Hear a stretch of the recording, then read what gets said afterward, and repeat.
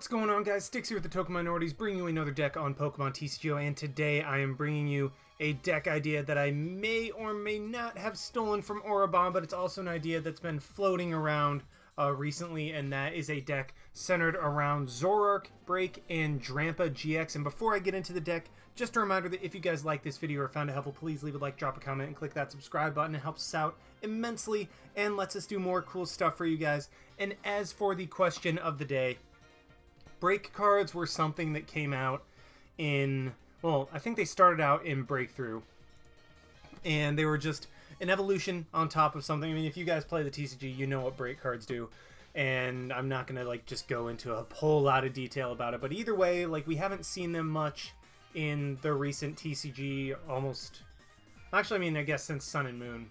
I don't know. I don't know exactly what sets which breaks came out in, but my question is, what are your guys' opinions on them, and would you like to see them reprinted in Sun and Moon?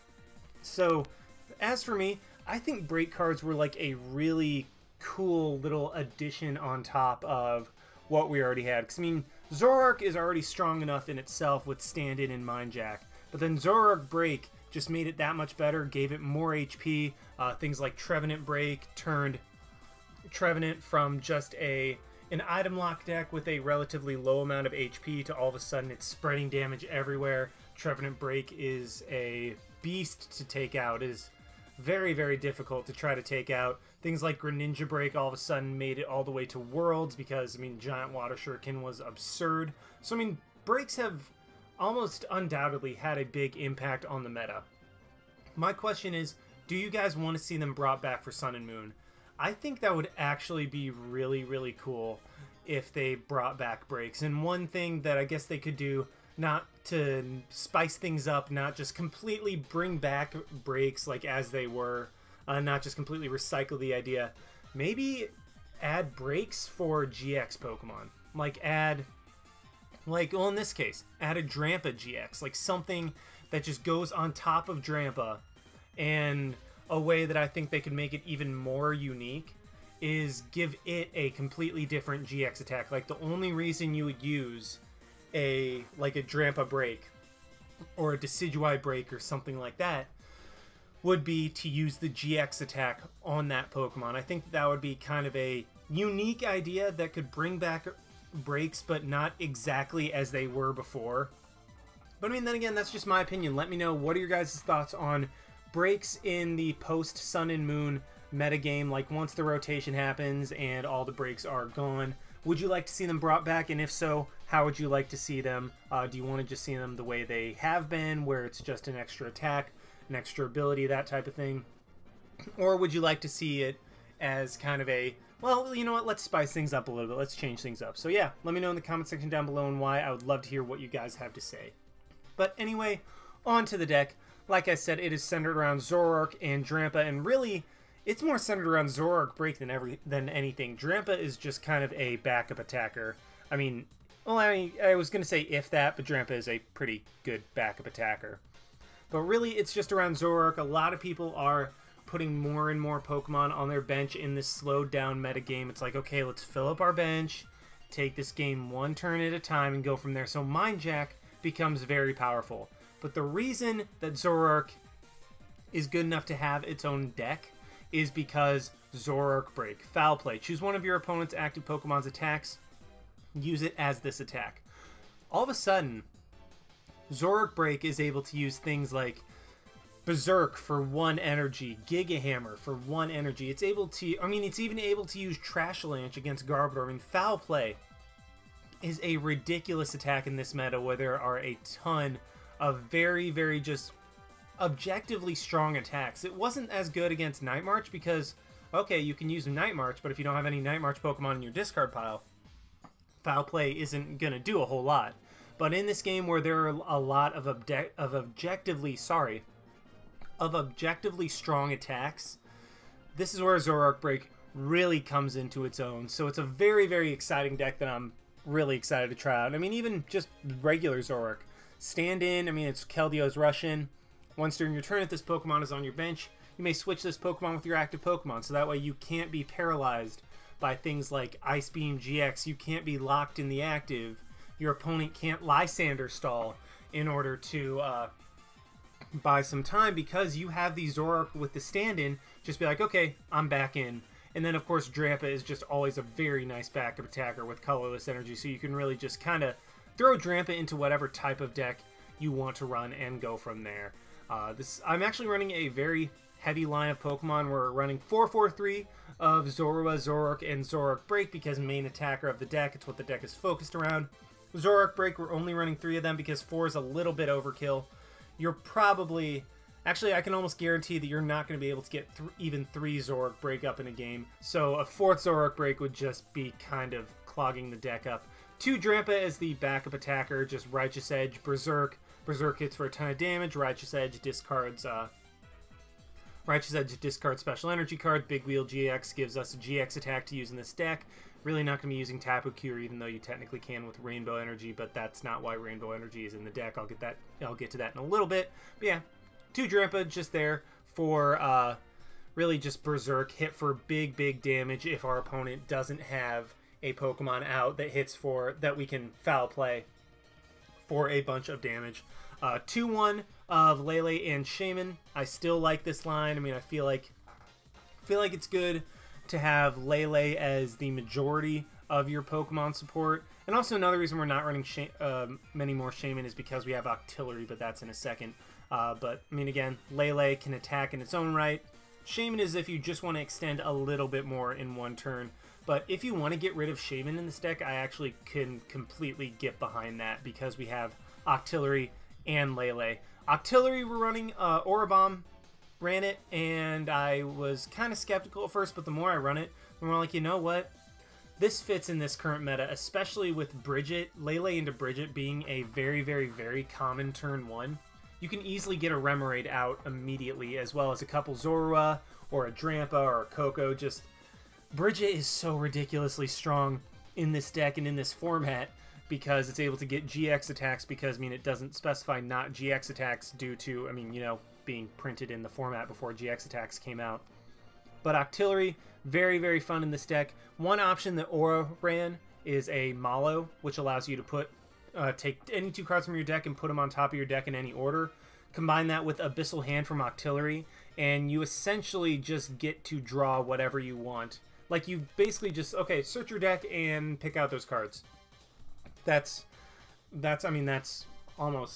unrivaled. That's a very strong combination. I just found that I didn't use it all that much, and when I did need the 2 cards from my deck, it was usually after something got knocked out, so I had teammates for that anyway, but definitely just something I wanted to bring your attention to. And then also a Tapu Koko, spread damage around, just free retreat, just all around great guy to have in this type of deck. If you're running DCE, might as well throw a Tapu Koko in there. As for the items, 1 Field Blower because Garbodor causes some problems, Parallel City causes some problems, that type of stuff. Just get rid of those items, or get rid of the tools or the stadiums that could be causing a little bit of problems for us. 1 Rescue Stretcher, because we really don't run enough regular basic energy to warrant running Super Rod. Rescue Stretcher lets us either put Pokemon back into our deck or put them right into our hand. 2 Special Charge as our method of recurring special energy, which, I mean, again, if we were running more basic energy, I'd run Super Rod, but Special Charge is for the DCEs, which literally everything in this deck runs off of. Well, except for Octillery, but Octillery is really not going to be attacking anyway.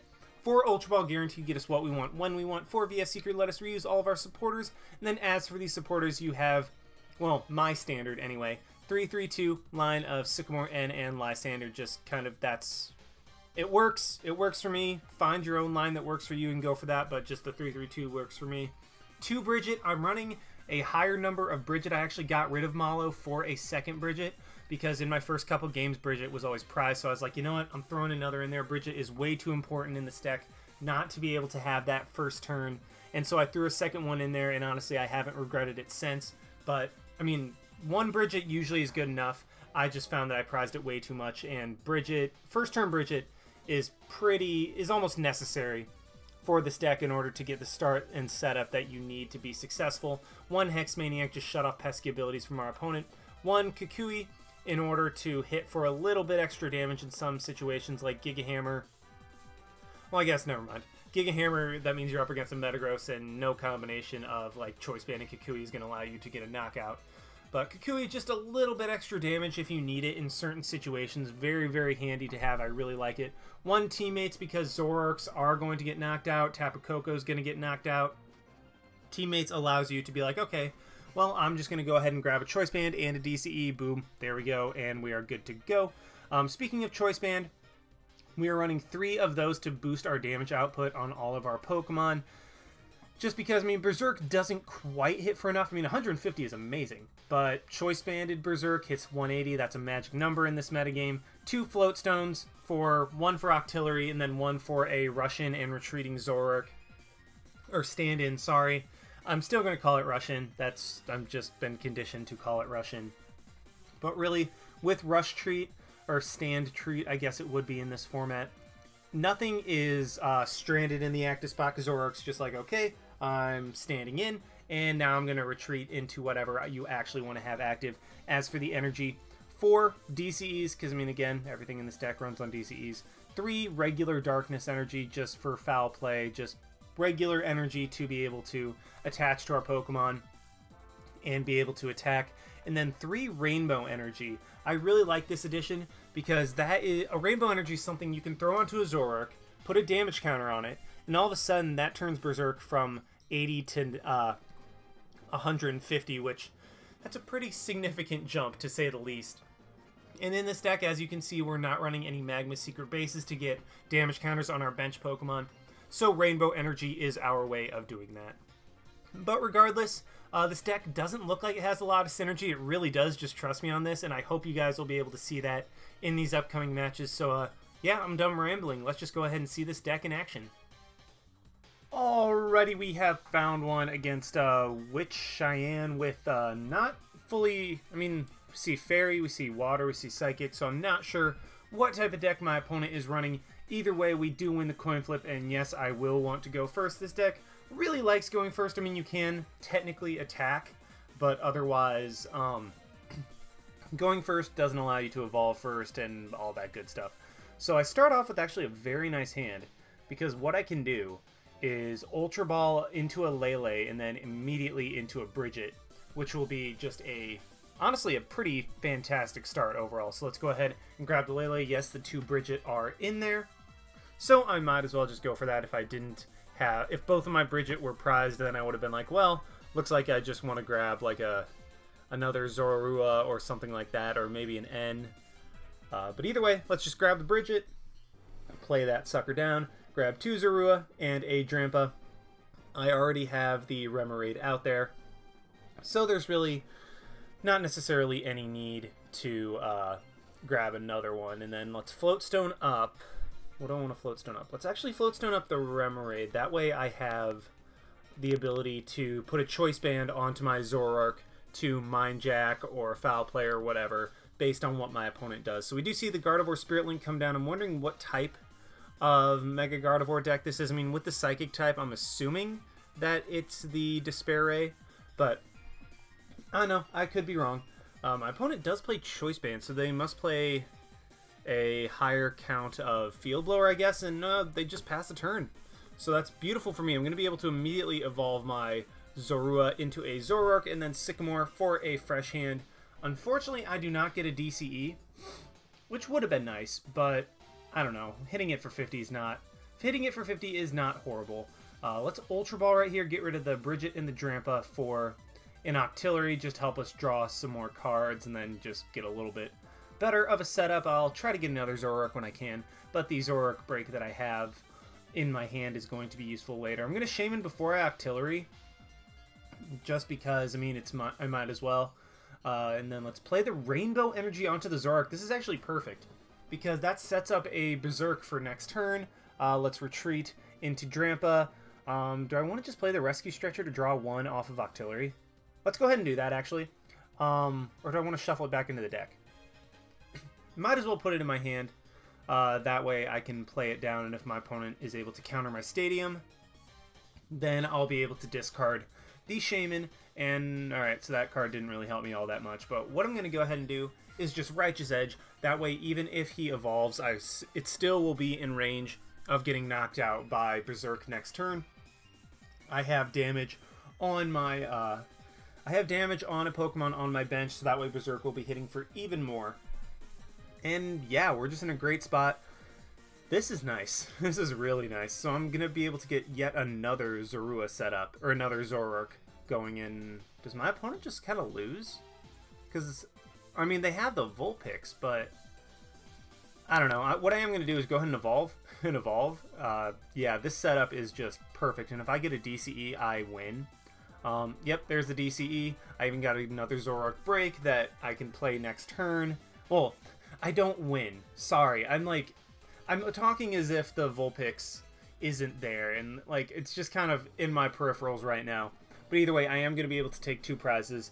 And by win, I mean put myself in such a position that my opponent is going to be incredibly hard-pressed to come back. And I mean, yeah, I ended up just winning. I kind of figured that my opponent would scoop if I knocked out the Gardevoir, because I mean, then he had absolutely nothing else going at all. Vulpix would have just gone down immediately, and Drampa would have just gone on a tirade. So yeah, I mean, end up winning that game. Wasn't a particularly competitive one, but I mean, I got the setup, I got everything I wanted, and yeah, Drampa just went to town, so let's go ahead and try to find another one, see if Zoroark can do something. Alrighty, we have found another one against Makalette with, boy, this looks like a Decidueye Vileplume deck, which I was kind of hoping had fallen out of favor in the meta, especially with Garbodor everywhere, and just kind of, yeah, I mean, it just kind of single-handedly destroys that, so unfortunately it does not appear to be the case, but we do luckily get to go first, and I start less than ideally, because I have to start with a Lele, which, okay, energy, what? Energy Switch. I have not seen that in a long time. Enhanced Hammer, what? What is this deck? I have no idea. I mean, I have not seen a version of Decidueye Vileplume, or even just Decidueye for that matter, that runs Energy Switch and Enhanced Hammer. That's weird, so we'll see what my opponent is running. I mean, at the very least, I should be able to Ultra Ball for a Lele to get a turn 1 Brigette, which is definitely what I want. And I get a couple Mulligan cards, which is very nice. And a Zoroark Break. So my opponent starts off with a Rayquaza. Let's go ahead and Ultra Ball, get rid of the Lysandre and the Sycamore, just because I don't want to, like, discard all my DCEs. I want to be able to end. So let's grab the Lele. Yes, there are Brigettes in my deck. I mean, when I was testing this, 2 games in a row, I had both Brigettes prized.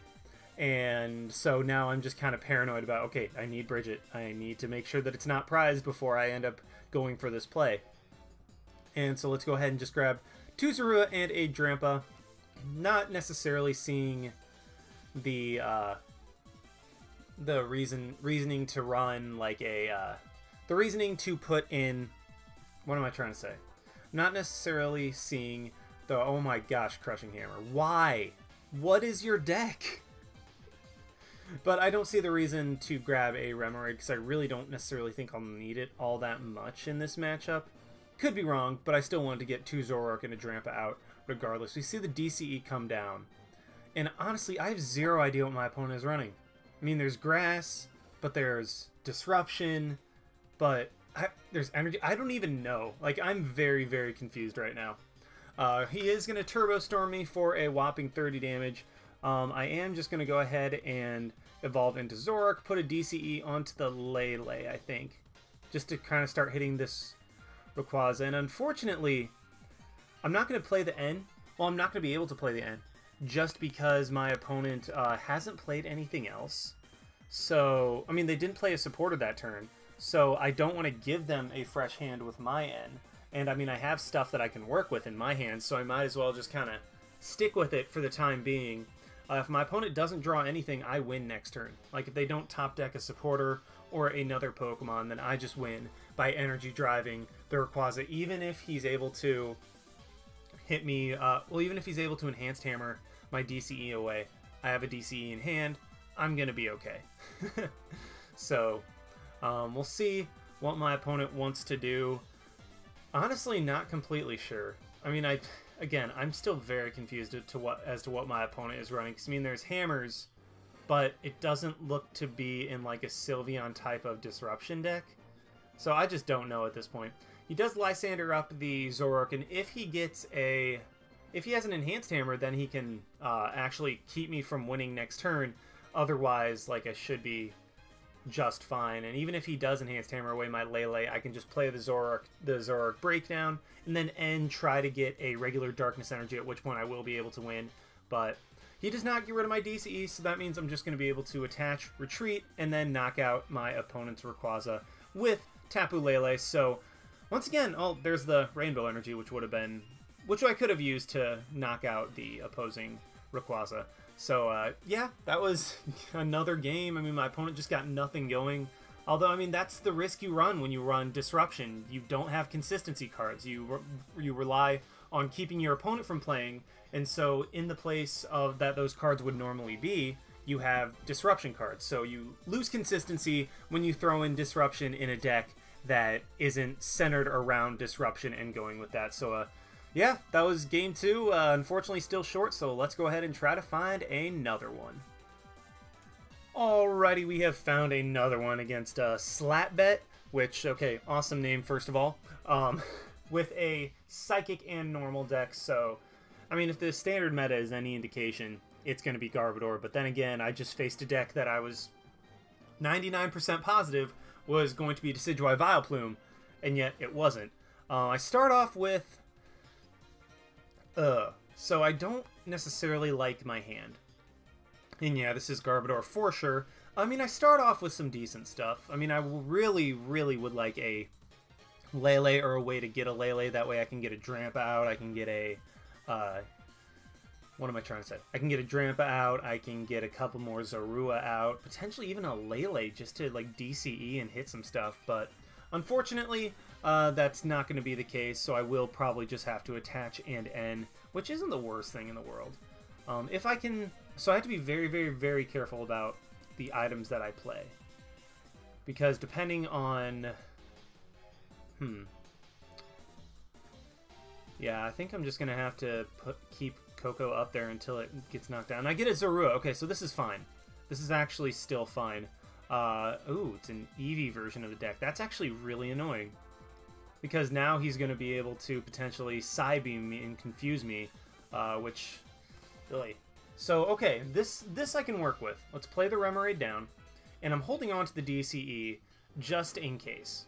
I mean, like, if my opponent plays down, like, a Skyfield and a bunch of bench Pokemon, I can put the DCE onto my Zorua. I mean, then again, I already played the Darkness Energy first turn anyway, so that's kind of beside the point right now. But my opponent does get a couple Trubbish, and if I can get a Zoroark breakup, I'm actually going to be able to put Garbodors in a very bad spot. Because, I mean, I'll be able to use Trashalanche against them, and my opponent, it appears, is just kind of playing items willy-nilly. Like, he's not worrying about how many items he's playing at all, which definitely could work to my advantage with foul play. Unfortunately, we do see the energy evolution, so what I'm going to kind of hope for is that I can get a Zoroark and a Float Stone. That way I can rush treat and then still spread like 20 damage around on all my opponent's Pokemon. But yeah, my opponent's playing a ton of items at this point. What do you get rid of? What is that? I can't even tell. But I mean, he does just grab a Lele, which is kind of expected. If my opponent ends me, that'd be very nice. But also, if he Sycamores, then that's just more items going in the discard pile for me to be able to foul play Trashalanche later in the game. And if I'm careful, then my resistance will be able to take effect, and I'll be able to get 2 Trashalanches off with my Zoroark break in the time that my opponent is only able to hit me once. And so basically I would be trading a single Zoroark break for 2 Garbodor, which is going to kind of be the goal. And on a side note, my opponent is also filling up his bench. That is going to be very nice for me. And again, another item hits the discard pile. Yep, full bench. So now my Zoroark is going to be hitting for 160 damage with Mind Jack. So, I mean, that's why Zoroark is so powerful. What I'm going to do right here is go ahead and evolve into Zoroark, evolve into Octillery, play the DCE onto Koko. Because, I mean, at the very least, I just kind of rush in and then pray. I'm going to go ahead and end. I'm ending before Abyssal Handing, just because I want to be able to play out my hand a little bit more. And then I'll be able to take advantage of Abyssal Hand. So there we go. There's the Float Stone. I'm going to put that onto Zoroark. Put the Choice Band onto Tapu Koko. Then do I want to play... Let's play the Shaymin down because I'll get 3 cards. No, do I want Abyssal Hand first?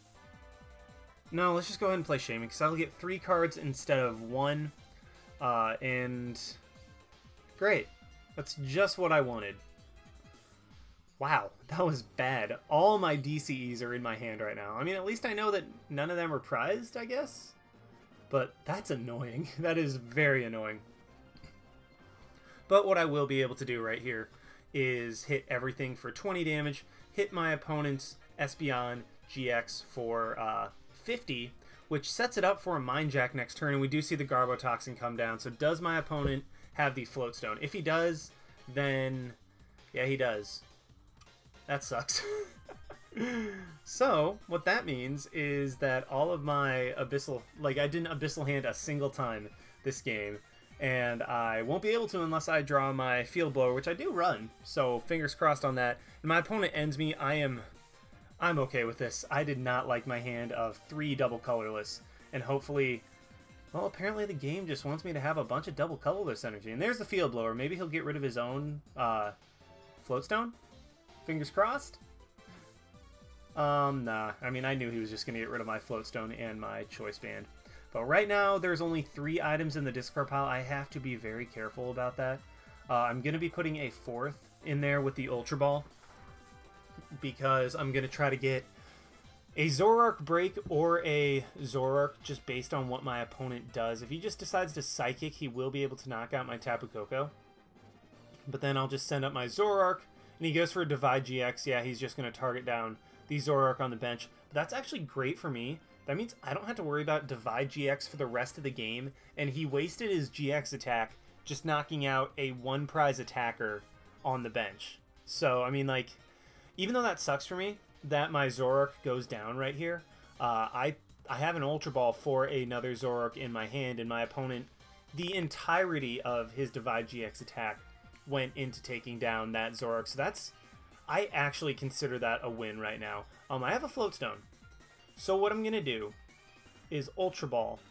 Get rid of probably the Remoraid and the Lele. I mean, I really don't need to see Lele. It's just going to kind of be dead weight at this point. Grab a Zoroark, and I put up the Tapu Koko because that thing has free retreat, which I might point out is coming through incredibly clutch right now. Let's go ahead and retreat into my Zoroark, and then take 2 prizes with a Mind Jack. So that's 1, 2, 3, 4... okay, so there's only 4 items in my discard pile. I will not be getting knocked out by a... Trash Lanch anytime soon. Unless my opponent... what can he do? I don't think there's a way he can knock me out with Trash Lanch. And then Tapu Lele, even with an energy. So I actually think my Zoroark is safe, and I'm going to be able to take another prize this coming turn. He does Kukui, but my resistance to Psychic is actually going to save me right here. Because he goes into the Garbodor. He will... yeah, just 4 and then plus 2. So he's only hitting me for 80.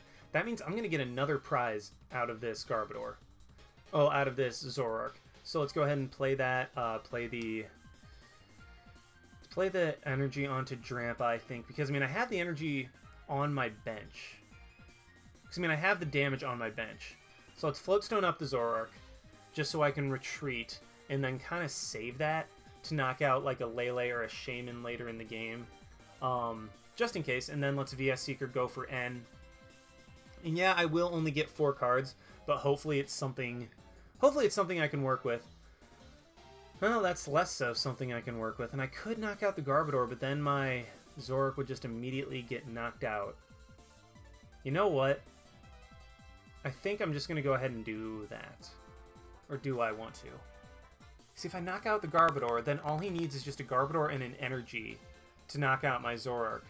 But you know what? Let's just go for that. Hopefully, Man. I'm getting really, I mean, I'm getting stuff, but like nothing. I'm having to just make my plays each turn. I'm not able to set up for next turn. And my opponent, of course, I end my opponent into a Garbodor and an Energy and a Choice Band. That's annoying. And another and a Sycamore. So I end trying to disrupt my opponent's hand, and I give him exactly, like literally, that's exactly what he wants. And I feel like that would be, like if my opponent could tell me what the ideal hand to get end into would have been, that would have been it. So, I mean, unfortunate right there. He is going to be able to knock out my Zoroark, and this is going to be pretty tricky at this point. So yeah, he is going to be able to knock that out, take a prize. And unfortunately, I don't have a frickin' Sycamore, or I have not drawn into one yet. So right now, my draw support is limited to N, which means that gives me 3 cards. This is very annoying right now. I mean, yeah, it is conserving resources, but at the same time, like, I just need some stuff. Yeah, so I just get another special energy, or I get a special charge. Doesn't help me too much. I really would have liked a DCE for Drampa, but what I'm going to go ahead and do is I could wait until my opponent knocks me out next turn, but I think I'm just going to go ahead and do that in case my opponent decides to end me. And then let's Flying Flip. Let's just hit my opponent's Pokemon with some more damage. Just set it up, like set the Lele and set the Lele up to be knocked out by a Berserk without a Choice Band, which admittedly it kind of was after one Flying Flip. But this way, Garbodor is also in range of getting knocked out by Berserk. 1, 2, 3, 4, 5, 6. That's 7. Crap. So even with the Choice Band, he won't be able to knock out my Drampa, and I think I'm just going to have to kind of rely on Drampa to carry me at this point. And then he Sycamores again. So once again, I end my opponent into a perfect hand. That is really annoying. Wow. So, I mean, my opponent is just getting... Okay, so sorry if it sounds like I'm complaining, but it's just... It's annoying that my opponent is drawing so perfectly off these ends every single time. Meanwhile, I'm getting just like, oh yeah, here's stuff that you really just can't use at all. So I get a Brigette. Speaking of things I can't use at all, let's go ahead and just play the Drampa down. That way I don't draw into it, because knowing my luck, I will. And thank the Lord I draw into a double colorless. So if I didn't at that point, I probably would have just lost. But what I can do is go ahead and play that onto the Drampa, and then Berserk to knock out the... Yeah, Berserk to knock out the Garbodor. So the 2 turns that I attacked with Tapu Koko actually did an immense amount of work, because that not only allowed me to knock out the Espeon with a Mind Jack, which I wouldn't have been able to do otherwise, but it also set up that Garbodor to be in range of a non-damaged bench Berserk, which, I mean, that saved the game right there. Like, if I did not knock out that Garbodor, he would have been able to hit my Drampa for a ton of damage and put me in a very bad spot and potentially lose the game. So he is going to Psybeam. He's putting the game on a coin flip right now. There is finally a frickin' Sycamore. Good lord. That took you long enough. But what I am going to do is just play the Rainbow. Do I want to play it onto the Zoroark? I might as well. Let's just go ahead and do that. Choice Band up the Drampa. And then Sycamore for a fresh hand. See if it's something I can use. Not particularly. So, you know what? I'm going for it. It's a coin flip. It is 50-50. I mean, my opponent's gotten lucky enough. I should be able to hit this heads. Of course I don't. Because that would be... Man, that's annoying. That is really annoying. So my opponent is getting all kinds of lucky this game. Oh boy. So, okay. I mean, on the bright side, I've still been able to play, but it's kind of been like by the skin of my teeth every single turn. And it's like, well, I can't really use that. I can't really use that either. So I mean, I go with what plays I have, not what plays I want. Which, I mean, I know is usually the case with TCG, but like, it's just frustrating when you're playing, when I'm up against a top tier deck and it's just kind of difficult. But I actually do win the game because my opponent did not disrupt my hand. I can DCE up the Zoroark, Lysandre in the Shaymin, and Mind Jack. So despite RNG being heavily against me in this game, we were able to eventually come through, and Zoroark was able to take home the victory. So Zoroark, you put the team on your back. I really didn't get to abuse Zoroark Break and Foul Play with Trash Lanch, but you know what? A win is a win. This is a very, very, very cool deck and fun deck. I encourage you guys to try it out. And sorry, okay, I apologize for the quote-unquote complaining about the luck. It was just me laughing about how my opponent was getting what he wanted, and me just being like, well, I got a bunch of VS Seekers. So, but either way, I hope you guys enjoyed. Like, comment, subscribe, all that stuff, and this is Styx signing out. Why not? See you guys.